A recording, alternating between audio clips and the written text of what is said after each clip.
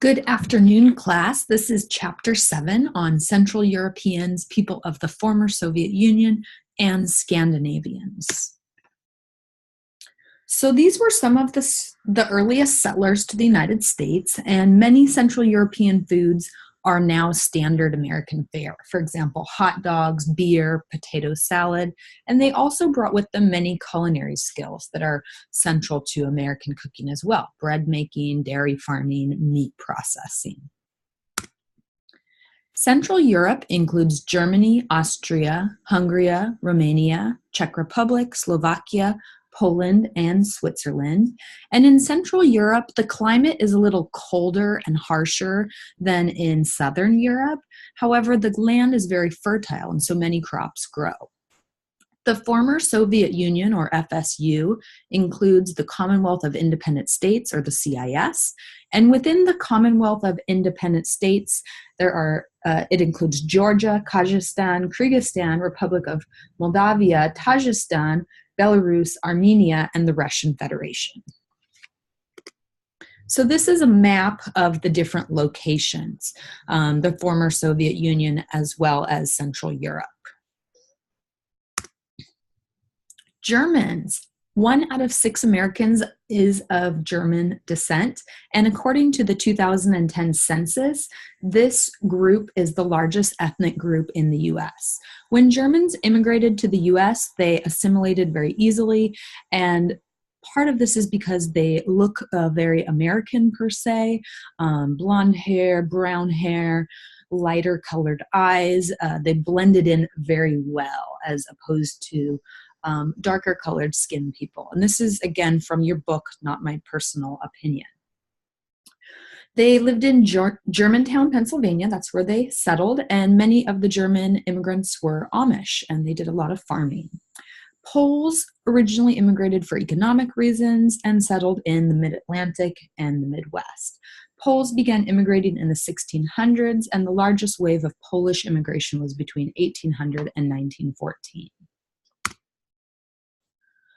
Cultural perspective. So other Central Europeans, there are 4 million Austrians, Hungarians, Slovak, Czechs, and Swiss.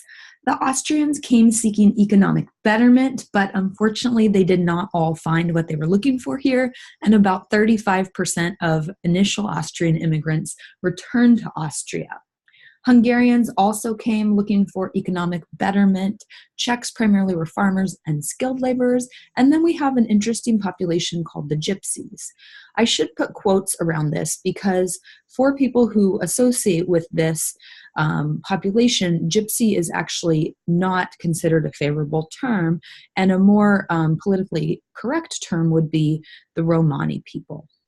And so our discussion board this week for this chapter centers on the Romani people and some of perceptions of the Romani people, as well as some of their interesting food habits. Gypsies are estimated to account for 100,000 to 1 million immigrants, and they do speak different dialects. However, they are not counted in the census. So that is an important fact to remember, is that they are not counted in the U.S. Census. Therefore, they are quite hard to track as far as getting statistical information on them. Germans, Poles, other Central Europeans, and Russian, people of the former Soviet Union. These are mostly numbers that I don't expect you to memorize. Some dietary contribution of Poles included beer. And then as far as Russia and the United States goes, different waves of immigrants would come depending on the US and Russia relationship. Many Russians have advanced educational degrees and university backgrounds, and so fit in finding white-collar jobs. Germans. So Germans, Poles, Central Europeans, Russians, and the former Soviet Union all, for the most part, practiced Catholicism. That was the largest religious denomination. Russians and former Soviet Union did have their own church, and there were also Soviet Jews. Within Germans, there is a small group of Germans called the Mennonites, and Mennonite people are very similar to Amish people in that they live in a very simple pattern.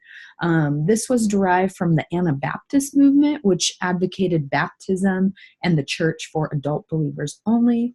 They live, like I mentioned, very simple lives. Many of them live out in the countries and farm, only live on their farms with their family. They grow what they eat. They perhaps have some livestock. They don't use a lot of electricity. They may not have telephones or TV, and they're very simple. There's still a pretty large Mennonite population living just outside of Nashville, Tennessee, and I had an opportunity to visit towns where they lived about a year and a half ago, and it was really simple. It was just almost like a flashback into the way things would have been before. And a lot of the Mennonite houses had small little fruit and vegetable stands set up where they would sell fresh corn or fresh potatoes. And they were actually known for making fresh fruit pies. They had Mennonite pies, which are quite delicious. Again, we have the Gypsies being mentioned here, or the Romani people, and they had kind of their own religious belief. They believed in God, the devil, ghosts, and predestination. And with Gypsy culture or Romani culture, there's a lot of belief in purity and pollution. Germans. So German families were traditionally agricultural. Amish German families had very large families. They often had 9 to 10 children and could have up to 35 grandchildren. And Amish communities, as well as Mennonite communities, were very close, where you would often have many family members living in the same house. So this is a picture of an Amish mealtime. With Polish culture, males dominated, women and children rarely worked. With Russian culture, women were originally quite dependent on man, but this changed as more and more women sought out their own education and careers. However, men still dominate the household. German biomedicine. So it's very common in German culture to use botanicals and herbal remedies. They do believe that illness is caused by infection and stress. And if you do perform strenuous labor, it's expected that you're going to become ill. The Pennsylvania Dutch put a lot of emphasis on diet and felt that a hearty diet was good for health, which I would totally agree. They believed in eating grains, meats, and dairy, and they used healers, homeopathic remedies, and home remedies to treat illness. Gypsies had a system of health beliefs called Marim, and this was a system of purity and pollution. They separated clean things from unclean things, and this separation was very important to their lifestyle. Within even the human body, there were pure areas and impure areas. So the upper body was considered pure, and all the secretions of the upper body were considered pure, including saliva. The lower body was considered impure and shameful, as well as its secretions. People who are non-gypsies were considered unclean and impure, and oftentimes they used disposable cups, plates, and silverware as to not contaminate any foods and to avoid dirt and filth. They did believe in the use of saunas, mud baths, steam baths, cupping, and many traditional treatments for disease. Foods. So dishes from Central Europe and the former Soviet Union don't have a lot of variation except for Armenia. Armenia has a lot of Middle Eastern influence and Middle Eastern type foods. I mentioned already that the climates were damp, and because of this, they would grow a lot of winter-type crops. Potatoes, beans, cabbage, beets were common. They would enjoy lots of meats, eggs, pork, fish, and seafood, and they would enjoy rye bread because wheat doesn't grow very well in cold climates.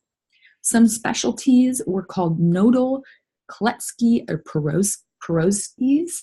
And nodal is a boiled dumpling with flour or potato. A pierogi is a stuffed pastry dough that has been baked or fried and filled with meat or cabbage. And actually at Costco, of all places, they often sell pierogies, and they're pretty tasty. I don't know how authentic to the culture they are, but they're quite tasty. Buckwheat is common because it can grow in the colder climates, and next to bread, meat is the most important. The meat that they prefer to eat, and they eat in all sorts of fashions, is pork. They eat sausage, bacon, ham, etc. Germany is known for the invention of wursts, or the development of wursts, and there are 4 different types of wursts. There's a rohwurst, which is kind of like a liverwurst. It's cured and smoked and can be eaten as is. There are actually brewwursts, which are more like a frankfurter. There's a knockwurst, which is more like a cold cut, and it may be made with blood sausage. And then there's a bratwurst, which is similar to what we know as sausage links, and those are pan-fried. Seafood was also very important, as well as dairy and some of the winter vegetables. Fruits. They loved fruits. However, some fruits didn't grow that well due to the cold climate. Russians are known for absolutely loving bananas, but bananas are imported to them. When they did have fruits, they would try to preserve fruits in jams or jellies, as well as making pies and desserts from fruits. Austria is home to something delicious, the apple strudel, which is kind of like an apple pie. And then Germany is known for Black Forest cake, which is pictured here, which again is absolutely delicious. It usually has kind of a coconut frosting on top. It's very sweet and rich. Beverages that were enjoyed: coffee, tea with samovar. Samovar is a brass urn that's used to make the tea. And then, of course, vodka. Some of the vodka is very kind of low quality, but much of the vodka is high quality. And at the highest quality vodka, some of it even contains gold flakes. And then, of course, beer. Armenian foods. So I mentioned that Armenian foods kind of were most different from the rest of the Central European foods. And instead of pork, they preferred lamb. In fact, they don't eat pork. Dairy is a very big part of Armenian foods, and they have yogurt and cheese at all meals. The yogurt could be put on soup, as pictured here. It could be used to make a salad dressing, or it could be a yogurt-type beverage. They do eat a lot of garbanzo beans, such as hummus, and they're well known for mozzarella and feta cheese. Bread is a staple, like I mentioned already, and this is common among almost all cultures, but bread is eaten so commonly in Armenia that the word for bread actually means meal, because it is not a meal without your bread. So in Armenian, the word for bread means meal. Daily meal patterns. They used to eat 5 to 6 meals a day. However, this has reduced quite a bit. 5 to 6 meals a day were generally reserved for richer and wealthier people who weren't working as much, but now it's quite smaller. They have breakfast, a mid-morning sack, which is also called a second breakfast, lunch, they'll take a break, and then they'll have Abendbrot. And Abendbrot is a light evening meal that might include salad, smoked fish, cheese, meat, sausages, and it literally means the evening bread. This is a picture of what might be the evening meal, or what could be referred to as tapas, or in Russian, what's called zakuski. And zakuski is a common word for similar to tapas. It means small bites, and it's part of daily Russian dinner. It starts with appetizers. There might be pickles, pickled herring, which is a fish, cucumbers, small open-faced sandwiches, and caviar. So zakuski is a small appetizer or small plate that is very similar to tapas. Etiquette. So they're very formal culture, and it's very common to be formally invited to dinner. The invitation might indicate CT or ST. CT means con tempore, which means you can arrive up to 15 minutes late, and ST means sin tempore, which means you need to arrive exactly on time. It's important to have the fork in the left and the knife in the right and not switch. And in Germany, using the knife when necessary is very important. If you use the knife to cut soft foods, such as potatoes or dumplings or pancakes, that would be considered rude, because you're indicating to the host that you did not cook them, that the host did not cook them well enough and that they are too tough. So you're only supposed to use a knife for things like meats. Special occasions. So fish is very important during the holidays in Austria, Hungary, the Czech Republic, and Slovakia, and they consume it 4 ways. They have it breaded and fried, baked with dried prunes, cold, and in a fish soup. And this particular fish is carp. Russia and the former Soviet Union enjoy Easter. Slovaks will prepare Pascha on Easter. Pascha is pictured here, and this is a dessert that looks kind of like a pie, and it can contain cheese, cream, butter, egg, sugar, candied fruits, and has a cross on it to represent Easter. Before the 1917, Russia had 250 fast days, but this is not practiced as often anymore. Special occasions. You may have heard of Oktoberfest. Germany is well known for their celebration of Oktoberfest, which indicates a harvest as well as is celebrated by lots of beer as well as meat, sausages, roasted chickens, etc. There are some videos that you can watch on Oktoberfest. It's a very fun event. People travel from all over the world to go to Oktoberfest, and there are different competitions within Oktoberfest.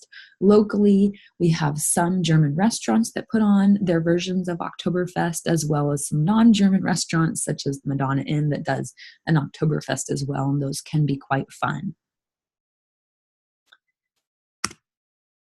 Therapeutic uses of foods. So the Germans do many things that are common in the United States today. So chicken soup, tea, and honey. They believe chicken soup could be used for diarrhea, vomiting, or sore throat. Tea could be used for upset stomach, and honey could be used for a cough. In Poland, they ate sauerkraut to help colic. To me, this is quite funny because colic is a condition in infants where they'll just scream and cry. And I can't imagine getting my infant child to enjoy some sauerkraut, but perhaps if it's in the culture, it would be a lot easier.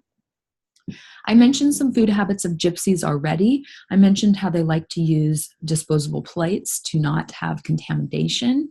They also prefer fresh food and avoid leftovers. Leftovers are considered to be dirty, and canned and frozen items are also sometimes mistrusted and avoided. They believe that certain foods are lucky, and if you don't consume enough lucky foods, it can lead to disease and ill health. Some foods that are lucky are salt, pepper, vinegar, and garlic. In Russia, they have some foods that they believe are healthy as well as perhaps not so healthy.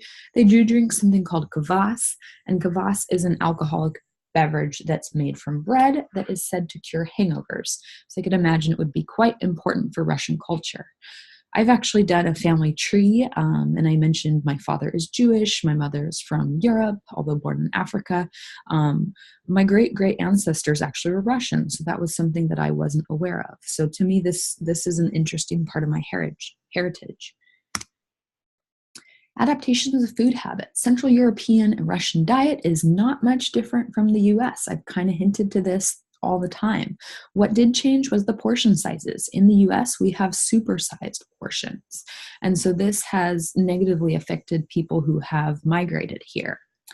These are some examples of foods that are commonly served in the United States, but actually have German origins. So many things that you have probably eaten on a regular basis. Cultural food adaptations. Dairy increased, meat has increased, but the variety of meats has decreased. Sausages are still popular. Cereals, they do eat more white bread because they don't necessarily have to rely on rye or different grains that would survive the cold, and breakfast cereals are common.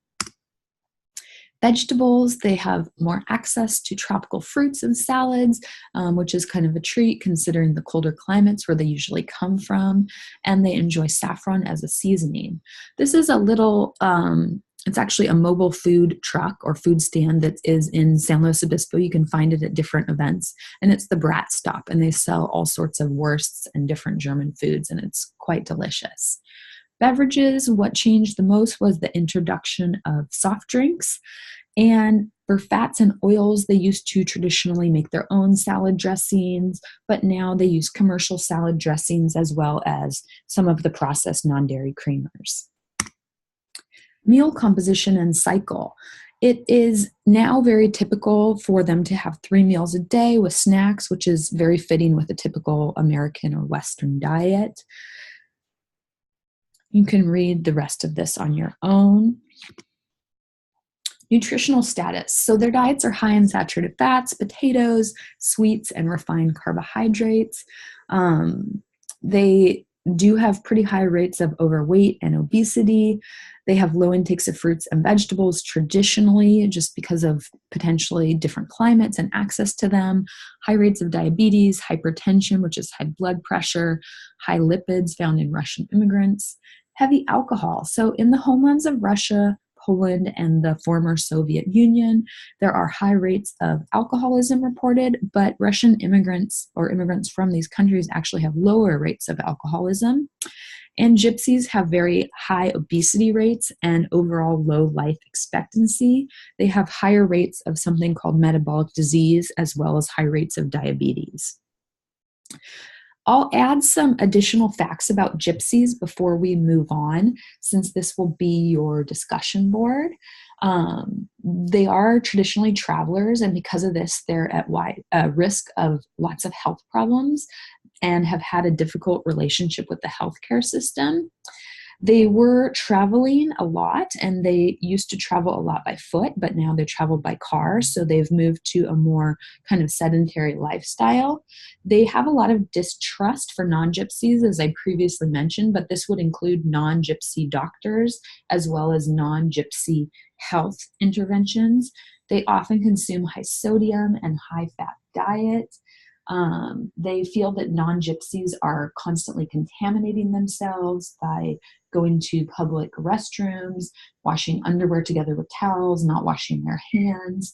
And when gypsies move into a home, they often replace the entire kitchen area, especially the countertops and sinks, to avoid contamination with previous gypsies or non-gypsy residents.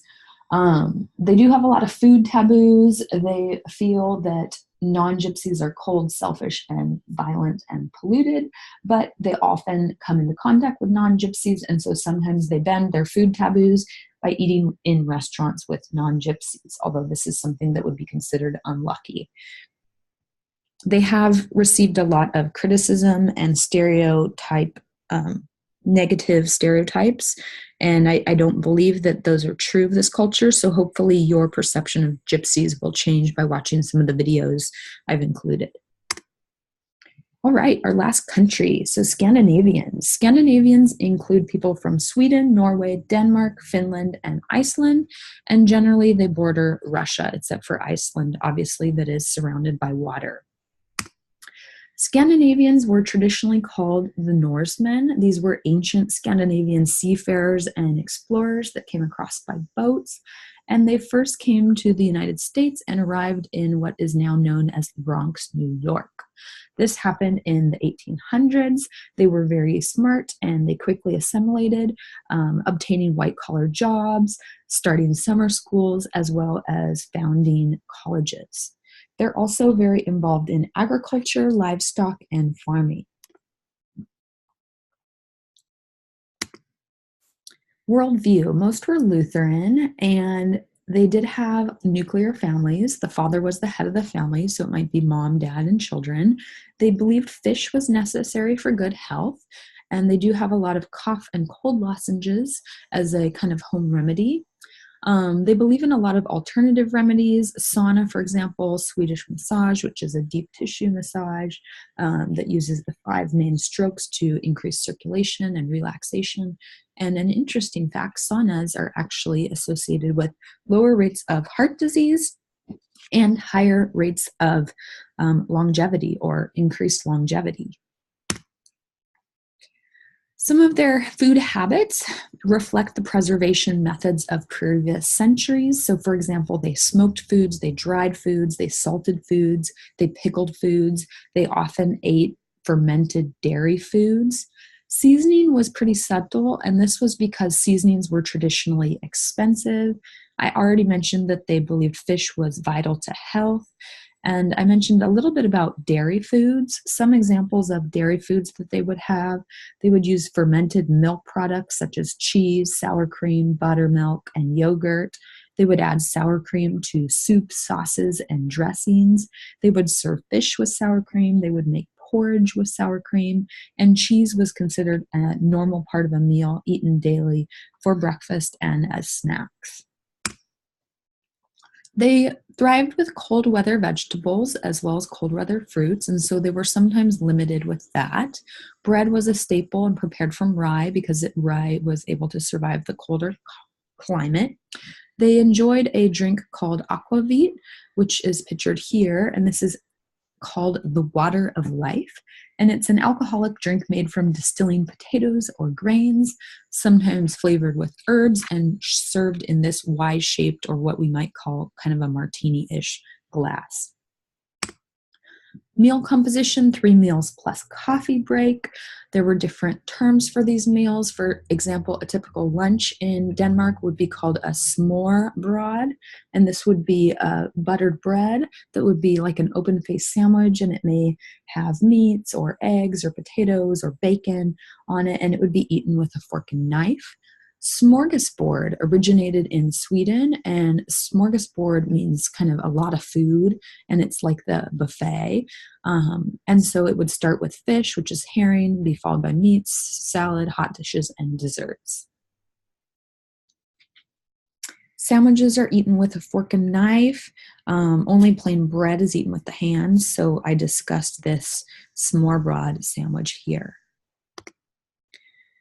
Milk and coffee and sweets are key to some of their central eating habits. Christmas is celebrated, and Christmas Eve specifically starts with a very large feast.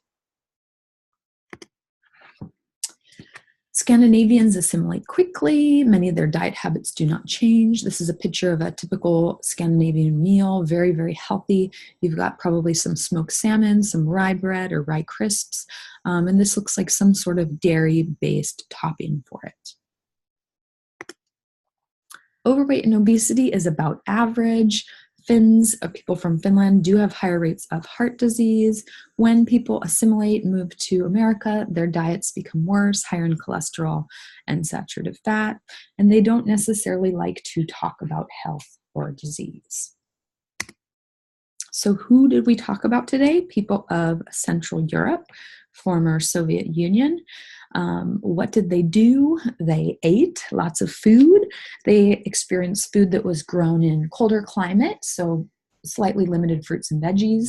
Meat and bread seemed pretty staple to their daily life. Fish in some parts was a staple, lamb or pork in other parts. When Germans are the main group of immigrants to the United States, some of them started immigrating as early as the 1600s. Where did they live? I talked about this a little bit, and why. Many American foods have influence from Central Europe and are seen in everyday American restaurants and American events. So I hope that was a helpful lecture and you learned a little bit about culture from Central Europe, and I'll talk to you next time.